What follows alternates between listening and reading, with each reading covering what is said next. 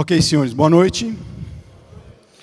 É um prazer muito grande, 30 anos de pesquisa, toda uma equipe trabalhando. Esse produto que nós vamos apresentar hoje aqui, ele tem 6 anos de trabalho, foi inventado em 2010, a nossa equipe trabalhou os últimos 6 anos nele. Ia ser lançado em dezembro desse ano, em janeiro do ano que vem, só que o José Luiz de Paulo e o Tony se anteciparam e fizeram com que nós incluíssemos esse produto na linha de vocês, o NanoSal. Para que vocês possam entender, os 3 grandes inimigos na nossa civilização são o sal, o açúcar e a gordura. É muito difícil você trabalhar com esses 3 produtos, porque eles fazem parte não só da nossa cultura, da nossa alimentação, mas fazem parte também da nossa vida. O sal, ele é vital. O problema é que o brasileiro come, em média, 11,38 gramas de sal por dia. Deveria comer 2,5 gramas. Esse é um problema sério. Acarreta hipertensão, acarreta insuficiência renal, uma série de problemas que nós vamos ver aqui hoje. Como resolver isso? Então, a nossa equipe trabalhou bastante para desenvolver esse conceito. Vocês vão entender como é que ele funciona. Agora, antes de eu falar do sal, eu quero falar um pouco da nanotecnologia. É um conceito novo, ele percorre a ciência do mundo, ele nasceu em 1959, mas começou a ser aplicado mais ou menos em 2000. Universidade de Tóquio.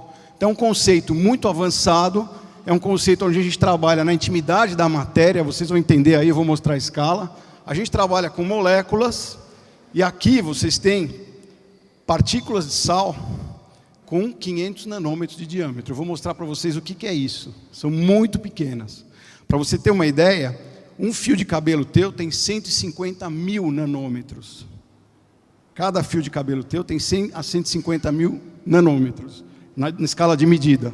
Aqui a gente tem partículas com 500 nanômetros, muito pequenas. Muito bem. Então vamos começar.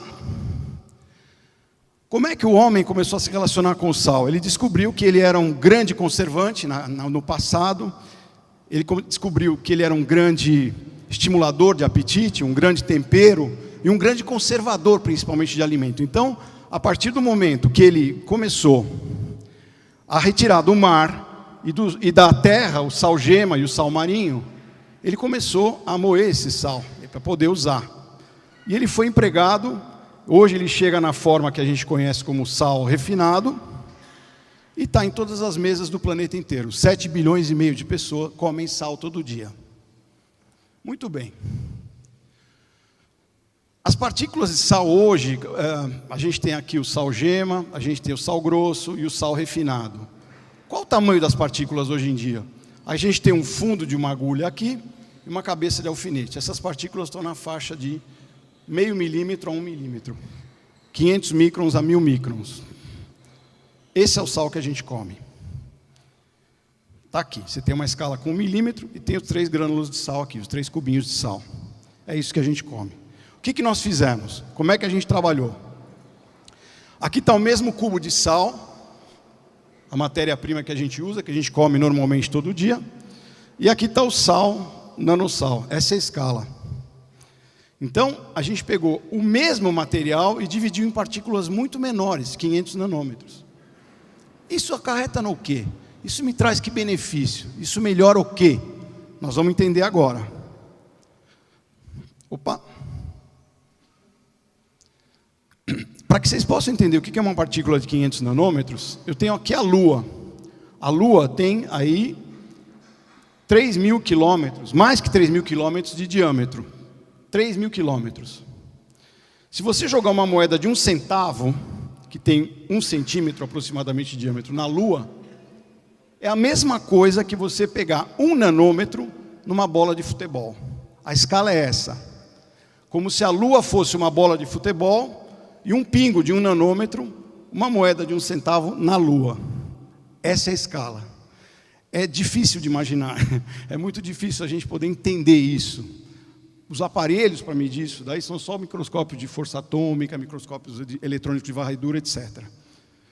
Muito bem. Está aqui o exemplo. Está o cubinho de sal ali. Você divide ele divide com uma técnica patenteada, chama nanocriomoagem, e você vai perceber que a mesma massa de sal, o mesmo volume de sal, ele aumenta a área dele de 2.400 microns quadrados para 24.000 microns quadrados. Nossa, multiplica por 10? Multiplica por 10. A velocidade de reação dele multiplica por 10. Tudo dele multiplica por 10. Então esse sal é um sal potencializado 10 vezes. E daí? Isso daí faz o quê? Qual a vantagem? Vocês vão perceber que a relação entre superfície e volume dele passa de 0,3 para 3, 10 vezes mais. E aí? Aí que tudo que a gente come recebe 2 tipos de análise. Primeiro do nosso nariz, através do olfato e através do espaço retropalatino, e através da gustação. Tem 2 nervos específicos, aqui chama nervo olfatório, aqui chama nervo gustativo. E dentro da nossa língua, a gente tem um tipo de sensores chamados papilas gustativas. Elas são mais ou menos assim como está desenhado aqui. Aqui você tem a língua, a superfície da língua, aqui você tem a papila. Essas são as células que compõem a papila, ligadas no nervo gustatório. Muito bem. A gente consegue identificar 5 tipos de gosto. O amargo, aqui na retroposição aqui na língua. O azedo. O salgado.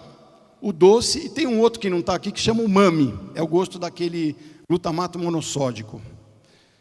Está aqui a papila, não dá para ver muito bem, mas ela está desenhada aqui. Aqui é a superfície da língua, aqui é o nervo, o estímulo vem por aqui.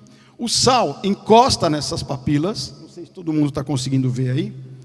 Você não precisa de 1 quilo de sal para elicitar o estímulo de salgado. Você não precisa de 100 gramas de sal, 10 gramas de sal, 1 grama de sal. Se você pegar algumas moléculas de sal e encostar na papila, aqui, você dispara o estímulo de sal. E aonde o nosso sal leva vantagem em relação ao produto convencional? Aqui. Está aqui a nossa partícula, é um desenho, obviamente um desenho artístico. Está aqui a escala de 1 nanômetro, a nossa tem 500 nanômetros. Sódio e o cloreto. Quando ela encosta na saliva, na água, ela dissocia em sódio e cloro. Imediatamente as partículas de água entram em volta. Olha aqui a papila na língua, essa é uma foto real. E aqui está a papila desenhada. Encostou aqui, dispara o estímulo. Muito bem. O que a gente descobriu? A gente descobriu que não importa a quantidade de sal, mas como ele se distribui na cavidade oral. Então, se essas partículas se dissociarem mais rápido do que as partículas normais e tomarem a língua de assalto, você vai ter uma sensação de salgado imediata muito maior, ao ponto de usar 2, 3% da quantidade de sal para despertar o mesmo tipo de estímulo. Eduardo, você está me falando que esse sal, essa fumacinha de sal, isso não é um sal, uma fumaça de sal, ele salga com 2% a mesma coisa que 100% do sal normal? É isso que eu estou afirmando para vocês, depois de muita pesquisa. Bom, qual é a conclusão? As mesmas papilas, porque a língua é sempre a mesma, a nossa língua, estimuladas por menores partículas de sal, porém mais numerosas, em conjunto transmitem a mesma primeira sensação de salgado e com a mesma intensidade, usando apenas 3% do equivalente a um sal de mesa comum. Esse número é estupendo, esse número é absurdo. Então significa que uma pessoa, para se satisfazer a sua comida, o seu hábito alimentar normal, ela pode viver até com 3% de sal e o seu paladar vai estar satisfeito? Sim. Obviamente, o corpo dele vai precisar de mais sal do que isso, mas ele pode chegar até esse limite. Muito bem. Agora, tem problemas. Vocês não pensam que a gente colocou o sal aqui? Na natureza existe há 11 bilhões de anos o universo, há 4 bilhões de anos existe o planeta Terra, os cristais de sal existem desde o começo, eles têm um tamanho natural. Esse tamanho que a gente colocou é antinatural, ele foi colocado contra a natureza. Se você deixar esse sal 2 minutos em cima da mesa, ele molha, como um sal normal, que empapa em 2, 3 meses, o nosso empapa em 2 ou 3 minutos. Como resolver esse problema? Esse foi o grande problema. Segundo, que tipo de embalagem, se a gente não pode deixar esse produto nem 2 minutos em cima da mesa, que ele absorve água, como é que eu vou fazer para vender esse produto? Então a solução que nós encontramos foi o aerossol. Por quê? A gente fez vácuo aqui dentro, tirou todo o ar, tirou toda a água, coloca o sal, coloca o gás e o produto sai sem ter contato com o ambiente. Essa é a ideia. Ele evoluiu a partir de embalagens maiores, familiares, depois dispensadores exóticos que não eram muito práticos, mas funcionavam bem. Mas a gente, durante esses 6 anos, isso é um pouco da história do produto, para vocês entenderem. Hoje, aonde nós chegamos? Aqui dentro, você tem 10 gramas de sal. Um brasileiro médio come mais do que 11 por dia. Esse produto é suficiente para 400, 450 espreadas, ou seja, todas as refeições de um mês. Uma pessoa normal que come 2 refeições com sal,